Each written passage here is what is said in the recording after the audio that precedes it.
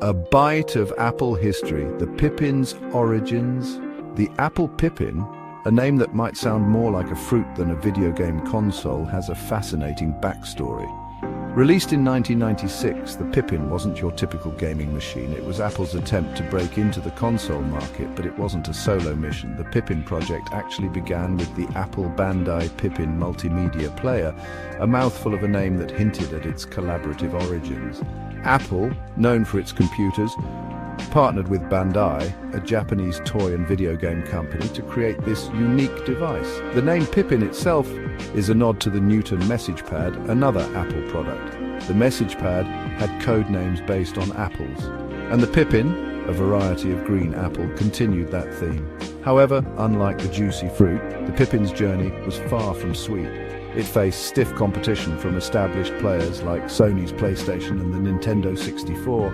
Ultimately, the Apple Pippin became a footnote in gaming history, a curious example of a tech giant's misstep into unfamiliar territory. The minds behind the Pippin from Apple to Bandai. The Apple Pippin was a product of two very different worlds: Apple's computer expertise and Bandai's experience in the gaming industry. This unlikely partnership brought together engineers and designers with distinct visions for the console. On Apple's side, the Pippin was seen as an extension of their Macintosh platform. They envisioned a device that could bridge the gap between computers and gaming consoles, offering multimedia capabilities alongside gaming. Bandai, on the other hand, saw the Pippin as an opportunity to expand their reach in the gaming market. They hoped to leverage Apple's brand recognition to attract a wider audience. At the helm of the project was Larry Ellison, Apple's CEO at the time. Ellison was known for his bold decisions, and the Pippin was no exception. He believed in the console's potential to revolutionize home entertainment.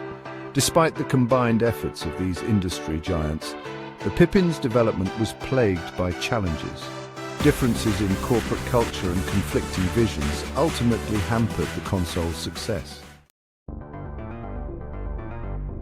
Inside the Pippin, a look at the technology. Underneath the Pippin's sleek exterior lay a blend of familiar and cutting-edge technology. At its heart was a 66 MHz PowerPC 603 processor, a chip commonly found in Apple's Macintosh computers. This processor, while capable for its time, was already showing its age compared to the more powerful processors found in competing consoles. The Pippin's graphics were handled by a custom-designed GPU based on the ATI 3D Rage 2 chipset. This graphics chip, while not as advanced as those in rival consoles, was capable of rendering 3D graphics, albeit with limitations.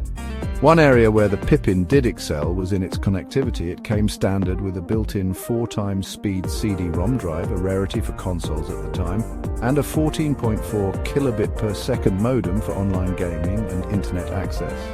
The Pippin also boasted a variety of ports, including ADB for keyboards and mice, serial ports for printers, and even a GeoPort connector for connecting to external devices. While the Pippin's hardware wasn't exactly cutting edge, it did offer a glimpse into Apple's vision for a multimedia-centric future. Beyond the box Pippin's peripherals and accessories, the Apple Pippin was designed to be more than just a gaming console. It aimed to be a multimedia hub for the living room. To achieve this, Apple and Bandai released a range of peripherals and accessories that expanded the Pippin's functionality. One of the most notable peripherals was the Applejack controller, a unique gamepad that resembled a joystick and a mouse combined. It featured a trackball for cursor control, a directional pad, and a set of buttons. While innovative, the Applejack controller was often criticized for its unconventional design and lack of ergonomics. For those who preferred a more traditional gaming experience, Bandai released a standard gamepad that resembled those found on other consoles. Beyond gaming, the Pippin could be connected to a variety of devices. Its ADB ports allowed for the use of Apple's keyboards and mice, turning the console into a makeshift computer. The inclusion of a GeoPort connector even allowed for the connection of specialized peripherals like GPS receivers and digital cameras. While the Pippin's peripheral support was ambitious, the limited software library ultimately hindered its potential as a true multimedia device. Section 5: Pippin's software library, games and more. The Apple Pippin software library was a mixed bag, reflecting its identity crisis between gaming console and multimedia device. While it boasted a selection of games, many were ports of existing titles from other platforms, often with downgraded graphics or performance. Among the Pippin's more notable games was Marathon 2 Durandal, a first-person shooter originally released for Apple's Macintosh computers. Another standout title was Super Marathon, a compilation of the first two Marathon games optimized for the Pippin's hardware. Beyond gaming, the Pippin offered a glimpse into the potential of CD-based multimedia. The console came bundled with a suite of software that included a web browser, email client, and productivity applications. However, the Pippin's limited software library ultimately failed to capitalize on its multimedia aspirations. The lack of compelling exclusive titles and the availability of similar software on personal computers hindered the Pippin's appeal to a wider audience. Section 6. A marketing misfire. The Pippin's promotion problems. The Apple Pippin's failure can be partly attributed to its confused marketing strategy. Positioned as a multimedia device rather than a dedicated gaming console, it struggled to find its target audience. Apple and Bandai aimed to appeal to a broad demographic, but this approach proved ineffective in a market dominated by established gaming giants like Sony and Nintendo. The Pippin's marketing materials often highlighted its internet capabilities and multimedia features, downplaying its gaming potential. This messaging failed to resonate with core gamers who prioritized gameplay over internet browsing or productivity applications. Moreover, the Pippin's high price tag further alienated potential buyers. At $699, it was significantly more expensive than competing consoles, making it a tough sell for price-conscious consumers. The Pippin's marketing campaign ultimately failed to communicate a clear value proposition, leaving consumers unsure of what the device was truly meant for. Section 7. The Pippin's demise. Factors leading to failure. The Apple Pippin's demise was a confluence of factors ranging from its high price point to its limited software library. Despite its innovative features and the backing of two tech giants, the Pippin failed to gain traction in a competitive market.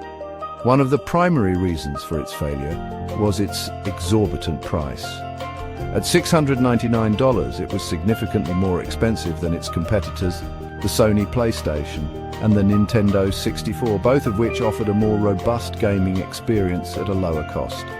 The Pippin's limited game library further compounded its problems. While it boasted a few notable titles, it lacked the extensive catalogue of popular franchises that drew gamers to other consoles. Many of the Pippin's games were ports of older titles, or lacked the graphical fidelity and gameplay depth of their counterparts on other platforms. Furthermore, the Pippin's marketing campaign failed to resonate with consumers. Its positioning as a multimedia device rather than a dedicated gaming console confused potential buyers. The emphasis on internet connectivity and productivity features, while innovative for the time, did not appeal to core gamers who prioritize gameplay above all else. Section 8. A forgotten console. Remembering the Apple Pippin. The Apple Pippin, despite its commercial failure, holds a unique place in gaming history. It serves as a reminder that even tech giants like Apple are not immune to missteps. The Pippin's ambitious goals, innovative features, and ultimate demise offer valuable lessons for the tech industry. While it failed to achieve mainstream success, the Pippin's legacy lives on as a testament to Apple's willingness to experiment and push the boundaries of technology. Its influence can be seen in subsequent Apple products, particularly the multimedia capabilities of the iMac and the App Store ecosystem. The Pippin's story also highlights the importance of understanding target audiences and delivering a clear value proposition. Despite its technical merits, the Pippin's confused marketing and high price tag ultimately alienated potential consumers. The Apple Pippin may be a forgotten console, but its story is worth remembering. It serves as a cautionary tale of ambition, innovation, and the challenges of navigating the ever-evolving tech landscape. Don't forget to like, subscribe, and share your thoughts on the Apple Pippin in the comments below.